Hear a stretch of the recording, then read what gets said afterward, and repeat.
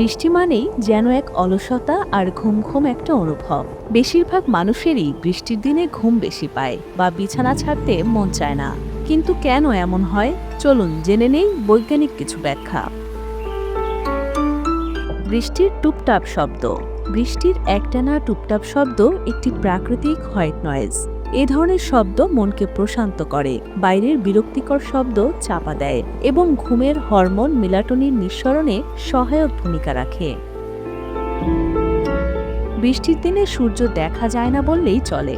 এই আলো কমে যাওয়ায় শরীরের সার্কাডিয়ান রিদম বা দেহঘড়ি বিঘ্নিত হয়, ফলে ঘুমানোর সময়ের সঙ্গে জাগ্রত থাকার সময় গুলিয়ে যায়, যার প্রভাব পড়ে আমাদের ঘুমে।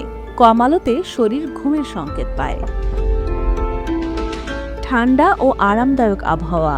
বৃষ্টির সময় তাপমাত্রা কমে যায়, ঠান্ডা স্যাঁতস্যাঁতে এবং আরামদায়ক পরিবেশ আমাদের শরীরকে শিথিল করে দেয়, যার ফলে ঘুম ঘুম ভাব চলে আসে। বিজ্ঞান বলছে ঘুম ভালো হয় ঠান্ডা পরিবেশে, আর বৃষ্টি সেটাই এনে দেয়। বাতাসে চাপ ও অক্সিজেনের পরিবর্তন। বৃষ্টির সময় বায়ুচাপ কমে যায় এবং বাতাসে আর্দ্রতা বাড়ে। এসব পরিবর্তন আমাদের স্নায়ু ব্যবস্থায় ঘুম ঘুম ভাব তৈরি করে। আবার অনেক সময় এসব বাতাসে বেশি পরিমাণ নেগেটিভ আয়ন থাকে, যা শরীরকে আরাম দেয়।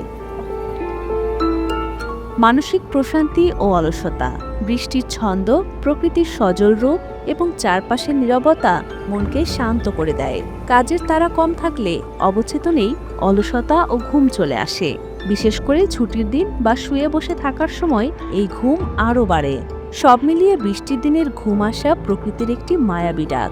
শরীর আর মন দুটোই শান্তির খোঁজে থাকে এমন দিনে। তবে কাজ থাকলে একটু সচেতন হলে বৃষ্টির ঘুম ঘুম ভাব সামলানো সম্ভব।